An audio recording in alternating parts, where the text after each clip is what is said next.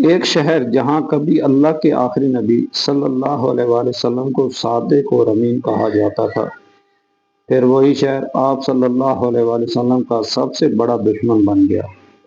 وہی لوگ جنہوں نے آپ صلی اللہ علیہ وسلم کو تکلیفیں دیں، راستوں میں کانٹے بچھائے، صحابہ رضی اللہ تعالیٰ عنہ پر ظلم کیا اور آخرکار آپ صلی اللہ علیہ وسلم کو اپنا محبوب وطن چھوڑنے پر مجبور کر دیا، لیکن صرف 8 سال بعد اسی شہر کے دروازے پر 10,000 جان نثار صحابہ رضی اللہ تعالیٰ عنہ کے ساتھ رسول اللہ صلی اللہ علیہ وسلم کھڑے تھے۔ آج اگر آپ چاہتے تو بدلہ لے سکتے تھے، مگر جو ہوا اس نے پوری دنیا کو حیران کر دیا۔ آخر فتح مکہ کیسے ہوئی، کفار کا غرور کیسے ٹوٹا، اور رسول اللہ صلی اللہ علیہ وآلہ وسلم نے اپنے بدترین دشمنوں کے ساتھ کیا سلوک فرمایا، آئیے قرآن و سنت کی روشنی میں اس عظیم واقعے کی مکمل داستان سنتے ہیں۔ ہجرت کے 6 سال رسول اللہ صلی اللہ علیہ وسلم نے خواب دیکھا کہ آپ اپنے صحابہ رضی اللہ تعالیٰ عنہ کے ساتھ امن کے ساتھ بیت اللہ کا طواف کر رہے ہیں۔ یہ خواب اللہ کی طرف سے خوشخبری تھا۔ چنانچہ آپ صلی اللہ علیہ وسلم تقریباً 1400 صحابہ رضی اللہ تعالیٰ عنہ کے ساتھ عمرے کی نیت سے مکہ روانہ ہوئے، لیکن قریش نے راستہ روک دیا۔ بالآخر ایک معاہدہ طے پایا جسے تاریخ میں صلح حدیبیہ کہا جاتا ہے۔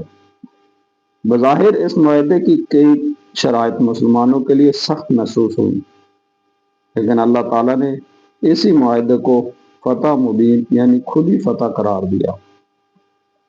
اس معاہدے کے بعد اسلام تیزی سے پھیلنے لگا اور بہت سے لوگ اسلام قبول کرنے لگے، لیکن 2 سال بعد ایک ایسا واقعہ پیش آیا جس نے پورے عرب کی تاریخ بدل دی۔ صلح حدیبیہ کے تحت مختلف قبائل اپنی مرضی سے مسلمانوں یا قریش کے حلیف بن سکتے تھے۔ قبیلہ بنو خزاع مسلمانوں کا حلیف تھا، جبکہ بنو بکر قریش کے ساتھ تھے۔ ایک رات بنو بکر نے اچانک بنو خزاع پر حملہ کر دیا۔ تاریخی روایات کے مطابق قریش کے بعض افراد نے بھی اس حملے میں مدد کی۔ یوں صلح حدیبیہ کی کھلی خلاف ورزی ہوئی۔ بنو خزاع کے نمائندے مدینہ پہنچے اور رسول اللہ صلی اللہ علیہ وآلہ وسلم سے مدد کی فریاد کی۔ آپ صلی اللہ علیہ وآلہ وسلم نے فوراً وعدہ فرمایا کہ مظلوموں کی مدد کی جائے گی۔ جب قریش کو اپنی غلطی کا احساس ہوا تو انہوں نے معاہدہ بچانے کی کوشش کی۔ انہوں نے ابو سفیان کو مدینہ بھیجا تاکہ صلح کی تجدید کر سکے۔ ابو سفیان نے کئی صحابہ رضی اللہ تعالیٰ عنہ سے سفارش کروانے کی کوشش کی، لیکن کسی نے بھی ان کی سفارش قبول نہ کی۔ وہ مایوس ہو کر مکہ واپس چلے گئے۔ اب فیصلہ ہو چکا تھا۔ رسول اللہ صلی اللہ علیہ وسلم نے پوری تیاری نہایت رازداری کے ساتھ شروع کر دی۔ کسی کو معلوم نہ تھا کہ لشکر کس سمت جائے گا۔ یہ حکمت عملی اس لیے اختیار کی گئی تاکہ مکہ میں خون ریزی نہ ہو اور لوگ اچانک جنگ پر مجبور نہ ہوں۔ آخر وہ دن آ گیا۔ 10,000 صحابہ رضی اللہ تعالیٰ عنہ پر مشتمل عظیم لشکر مدینے سے روانہ ہوا۔ عرب کی تاریخ میں اس سے پہلے اتنا بڑا اسلامی لشکر کبھی نہیں دیکھا گیا تھا۔ راستے میں ایک اہم واقعہ پیش آیا۔ رسول اللہ صلی اللہ علیہ وآلہ وسلم کے چچا حضرت عباس رضی اللہ تعالیٰ عنہ مکہ سے نکل کر مسلمانوں سے آ ملے۔ وہ چاہتے تھے کہ مکہ بغیر جنگ کے فتح ہو جائے۔ اسی دوران ان کی ملاقات ابو سفیان سے ہوئی۔ حضرت عباس رضی اللہ تعالیٰ عنہ انہیں رسول اللہ صلی اللہ علیہ وآلہ وسلم کی خدمت میں لے آئے۔ ابو سفیان نے دیکھا کہ مسلمانوں کی طاقت ناقابل تصور ہو چکی ہے۔ آخر کار انہوں نے اسلام قبول کر لیا یا کم از کم مسلمانوں کے سامنے ہتھیار ڈال دیے۔ رسول اللہ صلی اللہ علیہ وسلم نے ان کے ساتھ نہایت عزت اور نرمی کا معاملہ فرمایا۔ پھر اعلان کیا گیا، جو شخص ابو سفیان کے گھر میں داخل ہو جائے اسے امان ہے۔ جو اپنے گھر میں رہے اسے امان ہے، اور جو مسجد الحرام میں داخل ہو جائے اسے بھی امان ہے۔ یہ اعلان سن کر مکہ کے لوگوں کو یقین ہو گیا کہ رسول اللہ صلی اللہ علیہ وسلم انتقام لینے نہیں بلکہ امن قائم کرنے آئے ہیں۔ اگلی صبح اسلامی لشکر مختلف راستوں سے مکہ میں داخل ہوا۔ رسول اللہ صلی اللہ علیہ وسلم انتہائی عاجزی کے ساتھ اپنے اونٹ پر سوار تھے۔ روایات میں آتا ہے کہ فتح کی خوشی میں آپ صلی اللہ علیہ وسلم نے تکبر نہیں کیا، بلکہ اللہ کے حضور اس قدر جھکے ہوئے تھے کہ آپ کا سر مبارک تقریباً اونٹ کی گردن کو چھو رہا تھا۔ یہ منظر تاریخ کا عظیم ترین منظر تھا۔ وہی نبی صلی اللہ علیہ وسلم جنہیں کبھی اسی شہر سے نکالا گیا تھا، آج فاتح بن کر واپس آئے تھے، مگر ان کے دل میں غرور کا نام و نشان تک نہ تھا۔ مسلمانوں کو سختی سے ہدایت دی گئی کہ کسی پر حملہ نہ کریں، حالانکہ کوئی خود جنگ کرے۔ چند مقامات پر معمولی مزاحمت ہوئی، لیکن بہت جلد وہ بھی ختم ہو گئی۔ یوں مکہ تقریباً بغیر خون ریزی کے فتح ہو گیا۔ یہ انسانی تاریخ کی عظیم ترین پرامن فتوحات میں شمار ہوتی ہے۔ رسول اللہ صلی اللہ علیہ وآلہ وسلم سیدھے مسجد الحرام تشریف لے گئے۔ خانہ کعبہ کے گرد اس وقت 360 بت رکھے ہوئے تھے۔ آپ صلی اللہ علیہ وسلم اپنے ہاتھ میں ایک لکڑی لیے ہر بت کی طرف اشارہ کرتے جاتے اور قرآن کی یہ آیت تلاوت فرماتے: حق آ گیا اور باطل مٹ گیا، بے شک باطل مٹنے ہی والا تھا۔ یوں ہی آپ صلی اللہ علیہ وسلم اشارہ فرماتے، بت گرتے چلے جاتے۔ صدیوں پر محیط شرک کا نظام چند لمحوں میں ختم ہو گیا۔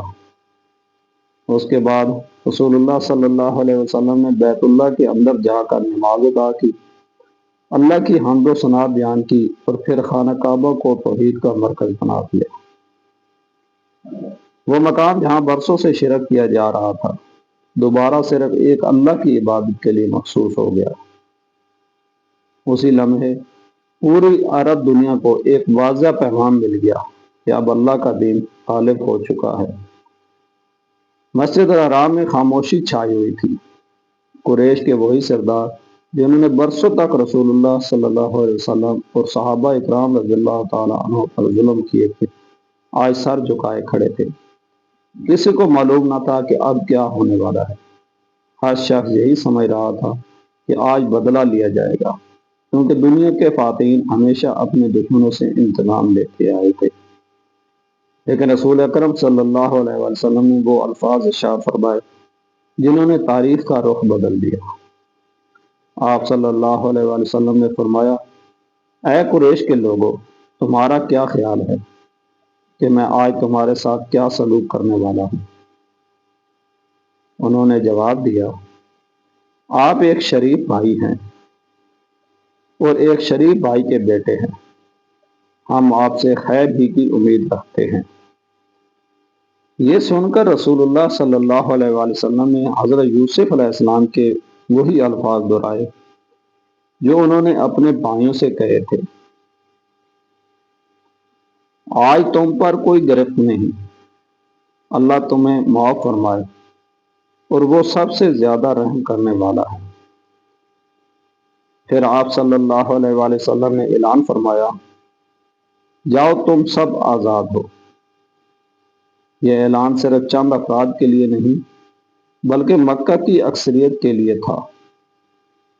یہ وہ لوگ تھے جنہوں نے مسلمانوں پر ظلم کی، انہیں وطن چھوڑنے پر مجبور کیا، جنگیں مسلط کی اور بے شمار تکلیفیں پہنچائیں۔ لیکن رسول اللہ صلی اللہ علیہ وسلم نے انتقام کے بجائے رحمت، عفو اور درگزر کا راستہ اختیار کیا۔ یہی وہ لمحہ تھا جس نے ہزاروں دلوں کو بدل دیا۔ اعلان عام معافی کے بعد مکہ کے لوگ جوق در جوق اسلام قبول کرنے لگے۔